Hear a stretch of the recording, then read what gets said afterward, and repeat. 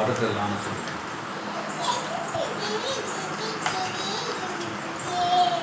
கர்த்தருடைய பரிசுத்த நாமத்துக்கு ஸ்தோத்திரம். இந்த வேளையில் சில சாட்சியாக நிறுத்துகிறேன். என் தேவாதி தேவனுக்கு நான் நன்றி செலுத்துகிறேன்.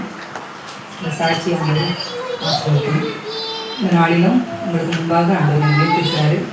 என்னை பற்றி உங்களுக்கு அனைவருக்கு தெரியும். ஆனாலும் என் காரியத்தில் ஆண்டவர் எனக்கு செஞ்ச நன்மைகளை என்ன செய்யணும் நான் சொல்லணும்.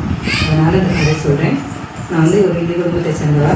என் கணவன் இழந்த பிறகு ஆண்டவர் என் வாழ்க்கையில் ஒரு பெரிய காரியங்கள் செஞ்சார். இங்கே இருக்கும்போது ஆண்டவர் ஏற்றுக்கொண்டதுனால அப்போ ஆண்டவர் என் வாழ்க்கையில் வந்ததுனால நிறைய பாடுகள் மத்தியில் இருக்கும்போது ஆண்டவர் எனக்கு என்ன செய்யார், அந்த வசனங்கள் மூலமாக எனக்கு என்ன செய்யார், ஆதரவு தந்தார். இந்த ஆதரவு இல்லாமல் இருக்கும்போது எனக்கு எங்கள் ஊரில் ஒரு சகோதரி இருந்தாங்க. அவங்க மூலமாக தான் என்ன செஞ்சேன், ஆண்டவர் நான் ஏற்றுக்கொண்டேன். அப்போ அந்த ஆண்டவர் வாழ்க்கையில் தரும்போது இந்த வசனத்தை வரும்போது நிறைய காரியங்கள் என் வாழ்க்கையில் செஞ்சார்.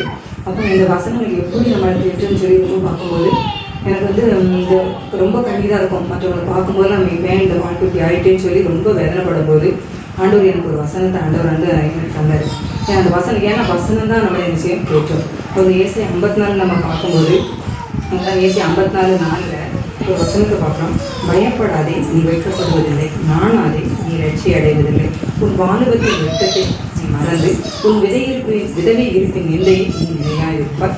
உன் சிருஷ்டிகளே உன் நாயகர், சேனைகளின் கர்த்தர் என்பது அவருடைய நாமம். இப்போ இந்த வசனத்தெல்லாம் சொல்லும்போது இந்த வசனத்தை பார்க்கும்போது உண்மையிலே சொல்கிறேன், அவ்வளோ ஒரு ஆறுதல் எனக்கு கிடைச்சிது.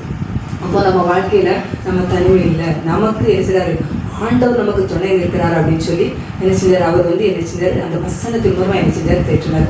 அவர் நமக்கு நாயகராக இருக்கிறாருன்னா எவ்வளோ பெரிய பாக்கிப்பாருங்க இந்த உலகத்தில். அப்போ அவர் என்ன செய்றாரு, அப்படி ஒரு ஆறுதலின் தேவனாக நமக்கு என்ன செய்றாரு, அந்த வசனத்தின்படி என்ன செஞ்சார், என்னை பலப்படுத்தி வழி நடத்தினார்.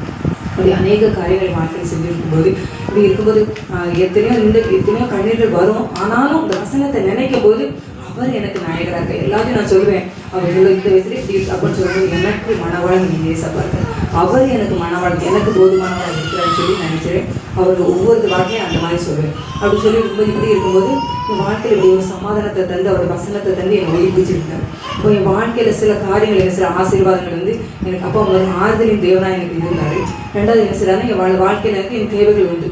அப்போ ஆசீர்வதிக்கணும் அப்படிங்கிறதுக்காக நான் என் வாழ்க்கையில் நான் 10 தான், அதாவது நான் 8 தான் பேசிக்க படிச்சிருந்தேன். அப்போ படிச்சிருக்கும்போது அந்த 10 படிக்கிறதுக்கு அந்த எனக்கு செஞ்சார், உதவி செஞ்சார். ஞானமே இல்லாத எனக்கு என்ன செஞ்சார், இந்த 1 கொரிந்தியரில் 27 பார்க்குறோம். 27 பார்க்கும்போது ஞானிகளை வெட்கப்படுத்தும்படி தேவன் பைத்தியமானவரை தெரிந்து கொண்டார். இப்போ பலமுள்ளவனை வெட்கப்படுத்தும்போது தேவன் என்ன செய்றாரு, பைத்தியமானவரை தெரிந்து கொண்டார் அந்த அந்த வசனத்தை சொன்னார். அப்போ அந்த வசனத்தின்படி என்ன செஞ்சார், எனக்கு வார்த்தையில் என்ன செஞ்சார் தந்து அந்த படிக்கிறதுக்கு என்ன செஞ்சார், உதவி செஞ்சார். படித்து முடிக்க என்ன செஞ்சார். அப்போ அதே மாதிரி படித்து காத்து இருக்கும்போது வேலைக்கு ஆயத்தமாக போகிறோம். அப்போ வேலைக்கு ஆயத்தமாக ஒரு வசனம் பாரு. அப்போ வசனம் வரும்போது அந்த அப்ளிகேஷன் ஃபார்ம் கொடுக்கும்போது என்ன சொல்றாரு, யாத்திராகமம் 23:20 ஒரு வசனம் சொல்றாரு. அந்த வசனம் என்னன்னா, வழியில உன்னை காக்கிறதுக்கும் நான் ஆயத்தம் பண்ணின ஸ்தானத்தில் உன்னை கொண்டு போய் சேர்க்கிறேன், ஏதோ நான் உனக்கு விட்டுடனே அனுப்புவேன். அப்போ இந்த வசனங்கள் ஒவ்வொரு நாள் என்ன செய்யறாரு, அந்த வசனத்தை தந்து என்ன செய்யறாரு தூக்கிறார். அதே மாதிரி அந்த வசனத்தின்படி என்ன செய்யறாரு, என் வாழ்க்கையில் என்ன செய்யறாரு, அற்புதங்களை செய்கிறாரு. எனக்கு வேலையை கொடுக்குறாரு. ஒன்றுக்குமே தகுதி இல்லாத எனக்கு பேசி 8 தான் படிச்சிருந்தேன். ஆனால் எனக்கு 10 படிக்க வச்சு எனக்கு வேலையை வாங்கி கொடுத்தாரு. ஒரு பைசா என்ன செய்ய செலவில்லை. எல்லாரும் சொன்னாங்க லஞ்சம் வாங்க, நான் அதை கொடுக்கணும், எனக்கு ஆண்டவர் செய்வார்னு சொல்லி நம்பிக்கையாக இருக்கும்போது அந்த காரியத்தை ஆண்டவர் செய்கிறார். அப்போ அது மாத்திரம் இல்லை. அப்போ அப்படி இருக்கும்போது அதோட நிப்பாடலை. அப்போ அதுக்கப்புறமா ஆண்டவர் என்ன சொல்லி இன்னும் உறுதியாக பிடிச்சி இருக்கும்போது ஆண்டவர் இதில் எடுத்து என்னென்னா, நான் ஒரு இதுக்கு இல்லை ஆசீர்வாத காலம் என்ன வச்சு காரியங்கள் வந்தபோதுனா என் வாழ்க்கையில் நான் அப்போ குளிர்ச்சி தொழில் தான் செஞ்சுருந்தேன். ஆனால் அந்த இதுலேருந்து என்ன செஞ்சார், என்னைய தூக்கி எடுத்தார். அப்போ தூக்கி எடுத்து அந்த காரியத்தை என்ன செஞ்சு என்னை ஆசீர்வதிச்சு நடத்தினார். அப்போ அதோட மாத்திரம் இல்லை. அதுக்கப்புறம் என்ன செய்யறாரு, நான் சில ஆண்டவர்கள் நேடி இருக்கும்போது எனக்கு ஒரு ஊழியக்காரங்களாம் சில நேரம் நீ மேற்படிப்பு படி, உனக்கு இதுலேருந்து உங்களுக்கு அவர் உயர்வை தருவாருன்னு சொல்லும்போது இதுக்கே தகுதி இல்லையே, நான் இதுக்கு மேலே நான் எப்படி படிக்கணும்னு சொல்லும்போது அப்போ அந்த வார்த்தையை அப்படியே கீழ்படிச்சு அப்போ படிக்கும்போது அதுக்கப்புறம் பாருங்கள் 42 வயசுல என்ன செய்றாரு, என்னை படிக்க வச்சு ஒரு வேலையும் வாங்கி அந்த நர்சிங் படிக்க உதவி செய்கிறார். அப்போ படிக்க உதவி செய்யும்போது அந்த இடத்துல பல போராட்டங்கள், பல சண்டைகள் இருந்தது, பல பெருமைகள் இருந்தது. ஆனாலும் அதை என்ன செய்கிறாரு, முடிக்கிறதுக்கு ஆண்டவர் உதவி செஞ்சார். அது அந்த உதவி செஞ்சார். அதுக்கப்புறம் என்ன செய்யறாரு, அதை படித்து முடிச்சுட்டு வந்த பிறகு ரொம்ப பயங்கரமான ஒரு போராட்டம், சரீரத்தில் ரொம்ப பாடுகள், ரொம்ப வேதனைகள், மரணம் தான். இனி 2023 டிசம்பர் 23 சொல்லும்போது மரணம் தான். அப்போது நான் என்ன செய்யணும், மருத்துவமனைக்கு என்னை ஆண்டவருக்கு அங்கே என் மகனை எடுத்துகிட்டு போகிறாங்க. அதாவது தன்னால் வீட்டில் மயம் கொடுத்துறேன். அவன்கிட்ட சொல்கிறேன், நம்ம இனிமேல் படைக்க மாட்டேன், இனி நீ வந்து என்ன செய்யணும், ஆண்டவர் மட்டும் பிடிச்சிங்கடா, ஆண்டவர் விட்டுறாதங்கடா அப்படின்னு சொல்லி என்ன செய்கிறேன், அவங்க ஆண்டவர்கிட்ட என்ன செய்கிறேன், ஒப்பு கொடுக்குறேன். அவங்க சைடில் ஒப்பு கொடுக்கும்போது அப்படி ஒன்றும் தெரியாமல் விழுந்துட்டேன். அப்போ காரில் தூக்கி போட்டு போகிறாங்க. அப்போ இது வந்து என்ன வியாதி என்னன்னு எதுவுமே யாருமே என்னால் வச்சுருந்தா கண்டுபிடிக்க முடியல. மருத்துவ ஆஸ்பத்திரிக்கு போனால் அதாவது எனக்கு தான் அல்சர் இருக்குன்னு சொல்கிறாங்க. அல்சர் மாதிரி சில மூச்சு திணறல் வரும், இல்லை வீசி வரும், இல்லைன்னா என்ன செய்யறேன்னா இந்த கொலஸ்ட்ரால் இருக்குது அதனால் இப்படி இருக்குன்னு சொல்லி எதை தான் அங்கே ஆஸ்பத்திரிக்கு போனால் என்ன சொல்லுவாங்கன்னா உனக்கு பைத்தியம், அங்கே ஆஸ்பத்திரி தர மாத்திரைலாம் மனநிலைக்கு அந்த பாதிக்கப்பட்ட அந்த மாத்திரை தான் தந்துட்டு இருந்தாங்க. இப்படி இருக்கும்போது அப்படி ரொம்ப வேதனையோடு இருக்கும்போது தான் அந்த ஊழியர்கள் மூலமாக அந்த சகோதரர் மூலமாக என்ன செஞ்சாங்க, ஆண்டவர் நினைச்சாரு பெரிய காரியங்கள் செஞ்சார். அங்கே போகும்போது தான் ஆண்டவர் எனக்கு நல்ல ஒரு வசனத்தை கொடுத்தாரு. அப்போ என்னன்னா, அப்போ அந்த 1 பேதுரு 4:1-2 இப்படி இருக்க கிறிஸ்து என்ன செய்றாரு, நமக்காக இந்த மாம்சத்திலே பாடுபட்டபடினாலே இப்படிப்பட்ட சிந்தை ஆயுதமாய் தரித்திருக்க கடவுள்னு சொல்லி அப்போ மாம்சத்தில் பாடுகள் இனி மாம்சத்தில் இருக்கும் காலம் வரைக்கும் மனசு இச்சைகளை பிழைக்காம தேவனுடைய சித்தத்தின்படி பிழைக்கத்தக்கதாக பாவங்களை விட்டு ஓய்ந்திருப்பார். அப்போ இந்த வசனத்தை சொல்லும் போதுதான் அப்போ மாம்சத்தில் அப்போ என்ன செய்யணும், பாவம் நம்ம வாழ்க்கையில் வரக்கூடாது. அப்போ மனசை சித்தப்படி நம்ம வாழ்வோம் அப்படின்னா நிச்சயம் இந்த பலவீனம் வரும். அப்போ தேவ சித்தத்தின்படி வாழ்வதற்காக அந்த பாடு எல்லாம் அப்படின்னு சொல்லி அப்போ ஆண்டவர் எப்படி நமக்காக அவர் ஒருவர் பரிசுத்த தேவன் நமக்கு பாடு அனுபவிச்சாரானா அப்போ நம்ம எவ்வளோ ஒரு பாடுகளை சேர்க்கணும்னு சொல்லி அந்த வசனம் உண்மையிலே ரொம்ப தேய்ச்சிது. அது மாத்திர சில ஆலோசனைகள் எனக்கு கொடுத்தாங்க. அப்போ தன்னை ஒரு பொருட்டு வந்து எண்ணக்கூடாதுன்னு சொல்லி அப்போ நம்ம தன்னை ஒரு பொருட்டா எண்ணினாதான் நமக்கு வருகிற பாடுகளை குறித்து ரொம்ப துக்கப்படும், வேதனைப்படும். அது நிமித்த சாதாரண நிச்சயம் சந்தோஷமா இருக்கும். அப்போ என்ன சில தன்னை ஒரு பொருட்டாக எண்ணக்கூடாதுன்னு சொல்லி சில ஆலோசனை கொடுத்தாங்க. அது மாத்திரம் இல்லை, தன்னை விட மற்றவங்களை மேன்மையாக எண்ணணும்.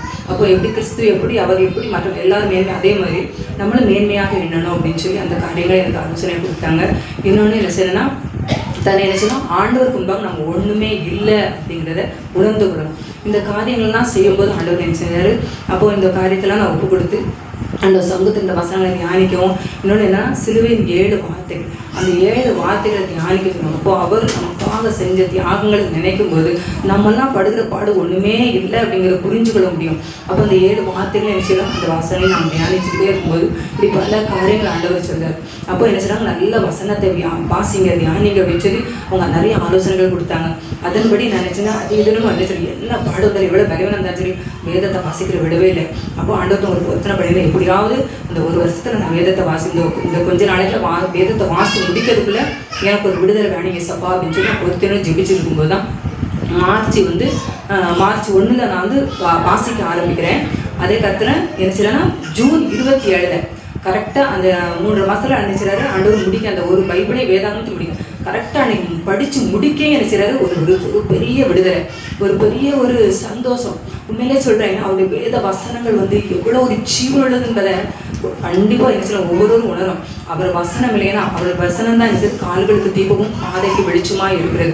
அவர் என்ன செய்யறாரு, அவருடைய வார்த்தை மாம்சமாகி கிருபை சத்தியமாக நிறைந்தவரை நமக்குள்ள வாசம் பண்ணிக்கிறார்.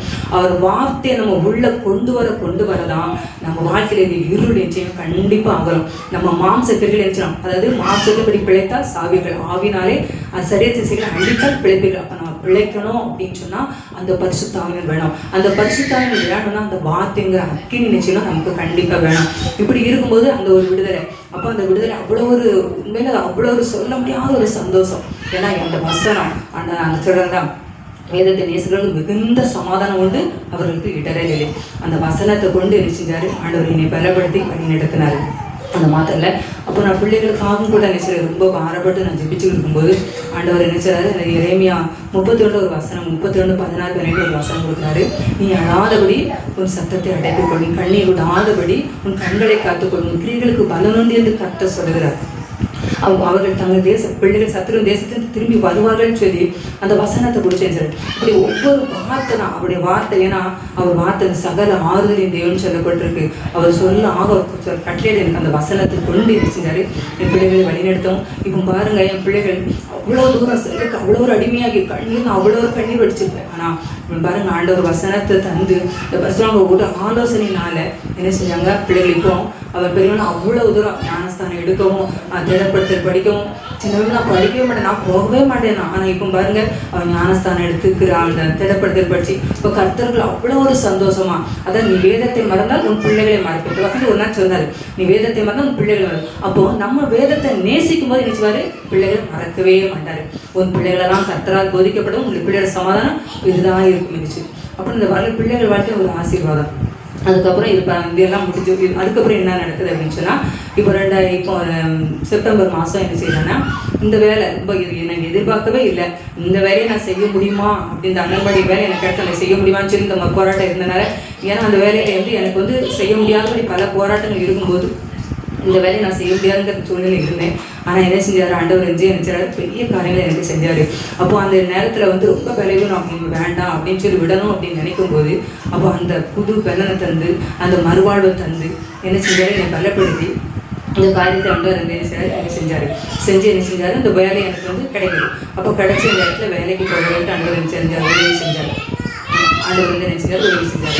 அப்போ இந்த வேலை கிடைக்கணும் உண்மையிலே யாருக்குமே கிடைக்காது.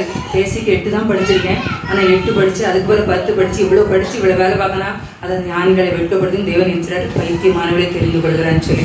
அவர் விரும்புகிற, அவர் நேசிக்கிற ஒவ்வொரு பிள்ளைகளும் அவர் செய்கிற காரியங்கள் நம்ம வேற ஒன்றுமே செய்ய வேண்டாம். அவர் பாதத்தை நீங்கள் மட்டும் போதுப்பான்னு சொல்லி அவர் பாதத்தை மட்டும் பிடிச்சி அவரோட வசனத்தை அவர் வசனங்கிறது அவரைத்தான். அதாவது என் வார்த்தை உங்கள் வார்த்தையில் என்ன நினைத்திருந்தா நீங்கள் பிழைத்திருப்பீங்கன்னு சொல்லியிருக்காரு. நீங்கள் கேட்கறது எதுவும் அது கொடுக்கப்படும் சொல்லியிருக்காரு. அவர் நினைச்சிரு, அவர் வார்த்தை நமக்குள்ள நினைச்சிருக்கும் போது கண்டிப்பாக அனுபவிச்சுவார், பெரிய காரியங்கள் நினைச்சுவார். கர்த்தர் நம்ம வாழ்க்கையில செய்வார். ஒவ்வொரு நினைச்சு இதோடு மட்டும் இல்லை, அதாவது இந்த வசனம் இந்த ஏசாயா 48:5 ஒரு 43:8 ஒரு 11 வசனம் சொல்லியிருக்கு. அழகாக சொல்லியிருந்தது என்ன சொல்லியிருக்குன்னா, முந்தினவளை நிறைக்க வேண்டாம், பூர்வமானவளை சிந்திக்க வேண்டாம், இதோ புதிய காரியத்தை செய்கிறேன். இந்த வசனம் சொல்லும்போது எனக்கு ரொம்ப ஆச்சரியமா இருக்கு. ஏன் இந்த வசனம் சொல்லும் பாரு, என் வாழ்க்கையில் அதாவது இந்த 2006 பிப்ரவரி 5 தான் என் கணவர் இறந்த நாள். ஆனால் நாள் எனக்கு வேலை கிடைக்கும்போது சம்பளம் எனக்கு எப்போ கிடைச்சுன்னா, அதே பிப்ரவரி 5ஆம் தேதி 2014 பிப்ரவரி 5ஆம் தேதி. இப்போவும் பாருங்க, இந்த வேலை எனக்கு கிடைச்சிருக்கு, 4 மாசமா எனக்கு சம்பளம் இல்லை. ஆனால் எனக்குள்ள உள்ளத்துக்குள்ள ஒரு விசுவாசம், எனக்கு பிப்ரவரி 5 கண்டிப்பாக எனக்கு ஏசப்பா தருவார் அப்படின்னு சொல்லி. அதே மாதிரி பாருங்க, எல்லாருக்குமே எல்லாருக்குமே லேட்டாக இருந்தது, 1 வருஷம் ஆகும், 9 மாதம் ஆகும் சொன்னாங்க. ஆனால் இல்லை, எனக்கு தெரியாது, எனக்கு பிப்ரவரி 5 எனக்கு சம்பளம் வரும், எனக்கு ஏசப்பா எனக்கு தருவார்னு சொல்லி. அதே மாதிரி பிப்ரவரி 4ஆம் தேதி 11 மணிக்கு நினைச்சது அந்த சம்பளம் மொத்தமாக நினைச்சது யாரு. அப்போ ஆண்டவர் பாருங்க, முந்தினவளை நினைக்க வேணாம், பூர்வமான செய்திகள் இதோ புதிய காரியம். அப்போ எல்லா பழசையும் மறக்கும்படி அந்த செய்தி நினைச்சாரு, புதிய காரியத்தை வாழ்க்கை. இப்படிப்பட்ட ஆண்டவர் என்ன செய்யணும், முழு இருதயத்தோடு முழு கலத்தோடு முழு ஆட்டோடு அதை தேடும்போது அவர் கர்த்தர் பெரிய காரியம் செய்ய வல்லமையுள்ள தேவனாக இருக்கிறார். அவர் வார்த்தைகள் மட்டும் பிடிச்சி அவருக்காக ஓடும்போது அவர் பெரிய காரியம் செய்வார். கர்த்தர் தான் இந்த வார்த்தையை ஆசீர்வதிப்பார். இந்த சாட்சியாக ஆசீர்வதிப்பார். அவர் நாம மட்டும் மகிமைப்படுவார்.